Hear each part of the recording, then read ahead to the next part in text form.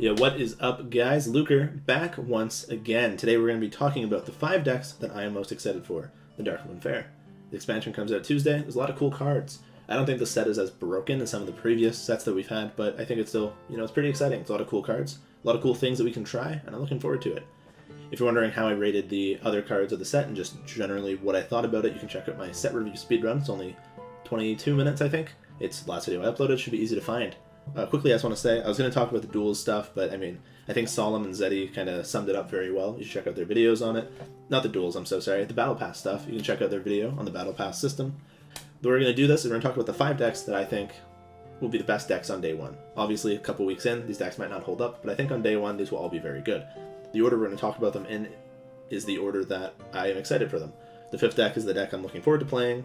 But the last deck we talk about will be the one that I'm most excited to play. The one that I'm very eager for and I think is very underrated and I think will perform very well.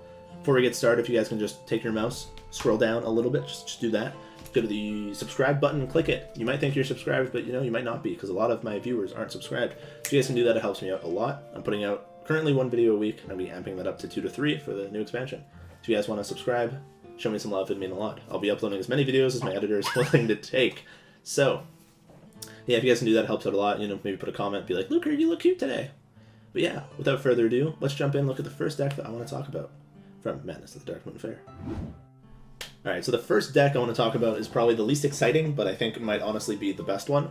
I know you might be wondering why am I not talking about the best deck last, if that's the order I'm going in, because it's not very exciting. It's Soul Demon Hunter, as you can see here. Pretty standard list, and there's not many new cards, but I do think this deck will perform very, very well.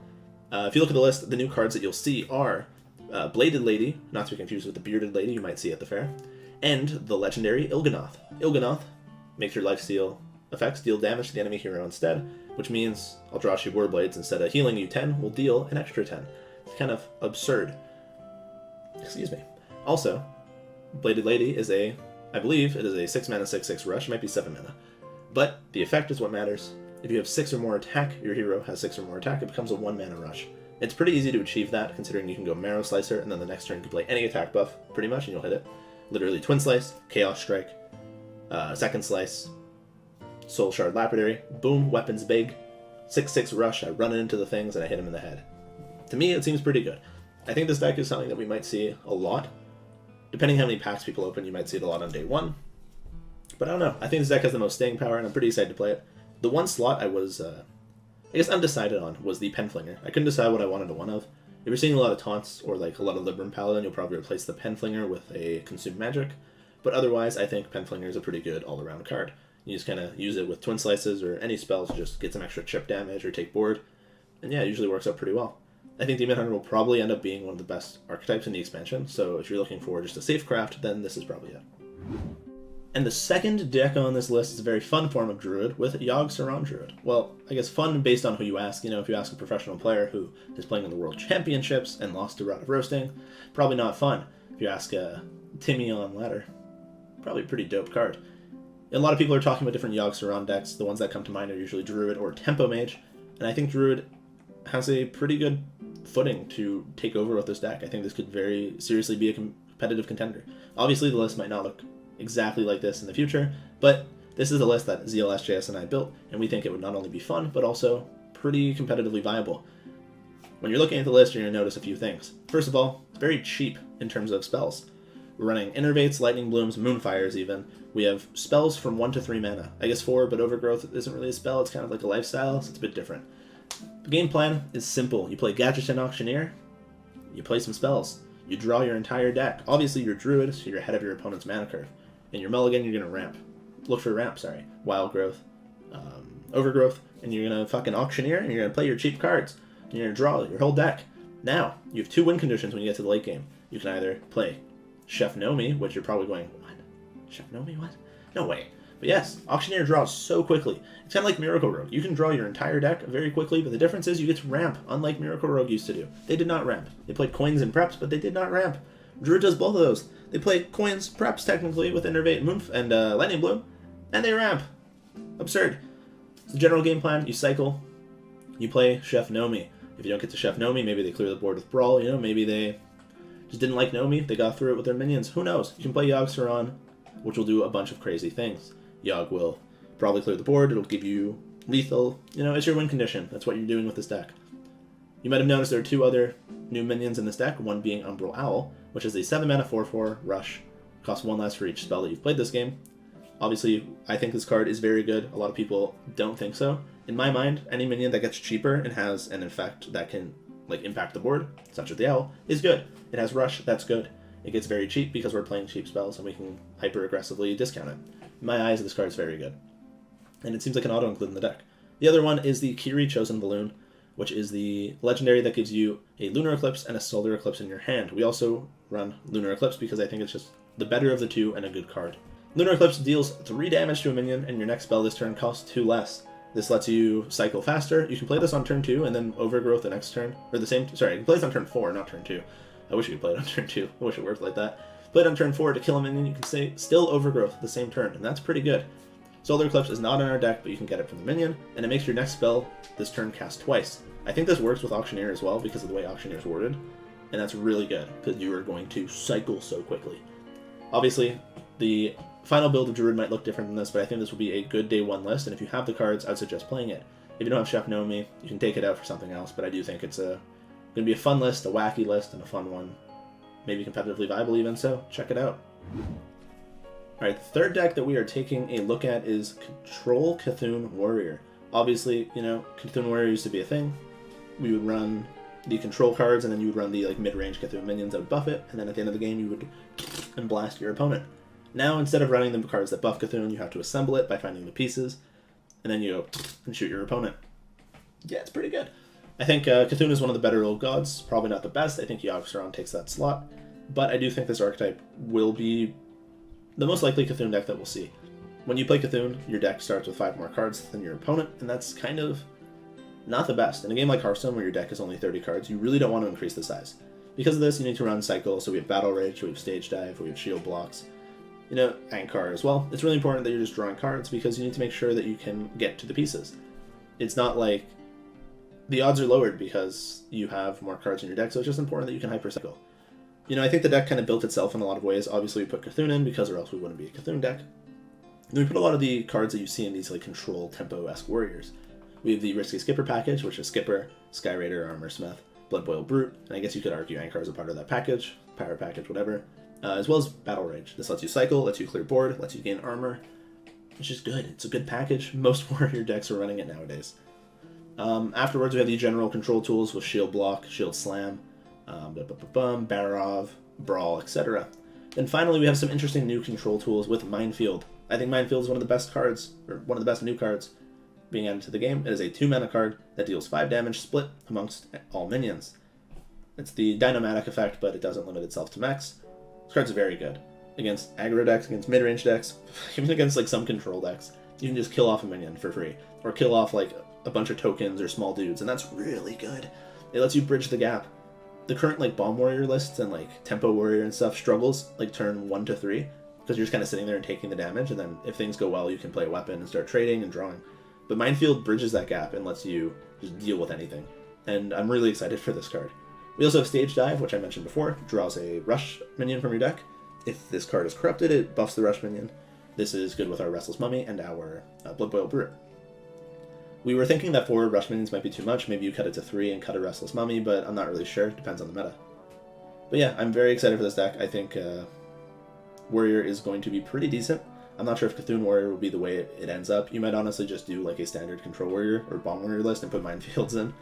There is also consideration for the 4-mana Pirate, but I don't think that it fits this archetype. It'll fit more of like a Menagerie N'Zoth Warrior, probably, but I'm not really sure. We'll see. That card's very good. It might just find its way into every deck.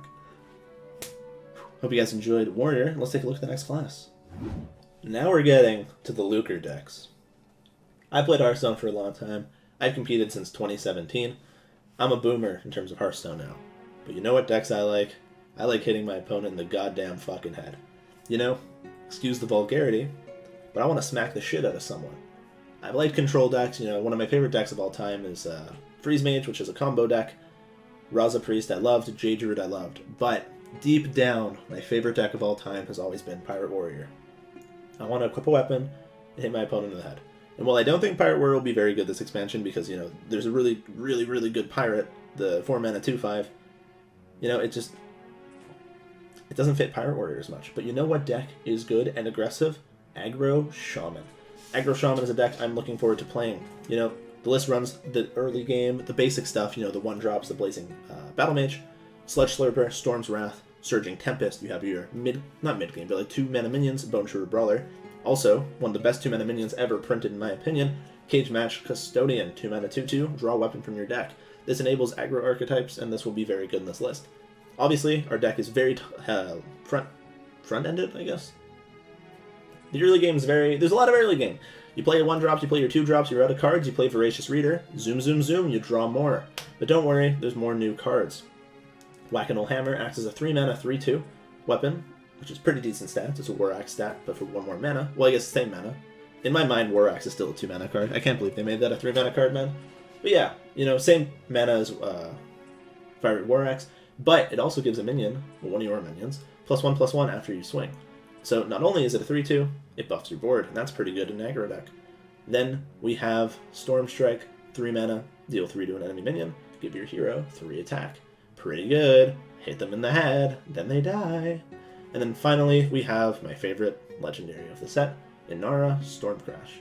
Inara is a minion, as most legendary minions are, kind of is in the title, that gives your hero +2 attack and Wind Fury on your turn. You heard me right, Wind Fury. It's pretty crazy. Wind Fury is kind of nuts. Now you have the Doomhammer effect of Wind Fury without being overloaded. It's pretty good. This synergizes very well with cards like Whack-a-Mole Hammer, Rockbiter Weapon, any weapon in general. Sadly, it does not give you Mega Wind Fury if you have Doomhammer up, but we still run one Doomhammer because, well, it's a good card, and we want to make sure that our Cage Match Custodian hits consistently. Aggro Shaman is probably the second deck, it definitely is the second deck that I'm the most excited for. On day one, I'll probably be playing a lot of this I'll probably playing a lot of Shaman alongside the #1 deck on my list, which is, drumroll, and editor cut. Drumroll again after the editor cut, and #1 deck is Demon Zoo. I'm baffled too. I never thought I would say this. I never wanted Demon Zoo to be a thing. But Demon Zoo is the deck that I am most excited for. Obviously, if you looked at any of the Warlock cards they printed, they are very, very hard pushing Demon Zoo. They have a lot of Demon Synergy, cards like Fire Breather, Minari Mosher, I hope I said Minari properly, Free Admission, Midway Maniac, and Ring Matron. All these cards are demons, good stats or effects, and you know that kind of synergizes with Demon Zoo. But let's not forget to talk about, sorry, I'm like having a stroke today. Let's not forget to talk about my favorite card of the set, Wicked Whispers, which is a 1-mana. Discard your lowest cost card and buff your board +1/+1. A lot of people aren't talking about this card, and I find that kind of weird because I think this card is fantastic. If you remember Grim Rally, it was a 1-mana destroy a minion on your board, obviously, not your opponent's minion, they'd be broken. 1 mana, sacrifice a minion, buff your board +1/+1. This card was very good. Obviously, it had a lot of synergies with Death Rattle effects or, Death Rattle effects or just like tokens that you don't need, 1/1s from, I think it was Mecharoo people ran back then. So whether it's the Mecharoo or the Death Rattle from the Mecharoo. So things like that, it was always really good. This card doesn't need you to kill your board, so you can have 7 minions and still activate this. You can activate this with 1 minion on board if you really need to get a value trade. And that's really good. Obviously, you lose a card from hand, but you're a Zoo deck. You don't really care about losing the lowest cost card. The lowest cost card in your hand, in this case, is probably a Voidwalker, Spirit Jailer, Fiendish Servant, Demonic Studies, Flame Imp, and then Soulfire, which you obviously don't really want to discard, but shit happens. When I built this deck was the LSJS, we were talking about leaning heavily into the, what's the word I'm looking for, the cycle package, like the Hand of Gul'dan, and running the 2-mana 2/1, but we wanted to make sure every minion in the deck was a demon or Canmerthod, because we want to run the 3-mana cycle card, which is Free Admission. Draw 2 cards, draw 2 minions rather. If they are demons, discount them by 2. I think it's by 2. It might be by 3, but I think it's by 2. Obviously, this card's just good. If you play this on turn 3, maybe even coin it on turn 2, you can hit cheap minions and have a play for that turn. You can keep expensive minions like Ring Matron and just have a very discounted, overstated minion. It's pretty good. The other cards, Midway Maniac is a 2-mana 1/5 Taunt Demon. I just have to look at the list because I still don't know the card names. Minari Mosher is I think the stat is a 3-mana 3/4, and the battle card gives a friendly demon +3 attack. Pretty good, especially with the 2-mana 1/5 demon, and lifesteal for this turn. Lifesteal is not that important in a lot of cases in this kind of deck. More important in a control deck. But giving like a 2-mana 1/5, or even a Voidwalker, if you coin like Voidwalker into this, that's insane. That lets you value trade, lets you push damage, it lets you just take control of the game. And then finally, the last new card is Fire Breather, which is a 4-mana minion. I am forgetting the stat line. I think it's a 2/4, maybe 3/4, I don't know. Maybe it's 4/3. But the battle cry is what's important. It does 2 damage to all minions that are not demons. Obviously, this card sucks if you're playing against another Demon Zoo, but it's very good against everything else. Imagine you're playing against Face Hunter, your opponent goes Wulpentinger into Tour Guide Wulpentinger. They have a lot of little Wulpentingers on board, and you coin the Fire Breather on turn 3, and you kill their board, you win the game, poggers. That's insane. I know I skipped a turn from the Hunter side, but that's okay. Anyways, Demon Zoo is looking to be very good. I think it's very underrated. People aren't talking about it. I think it's arguably one of the best decks in the new expansion. I could be wrong. I'd be happy to be wrong. It looks kind of degenerate.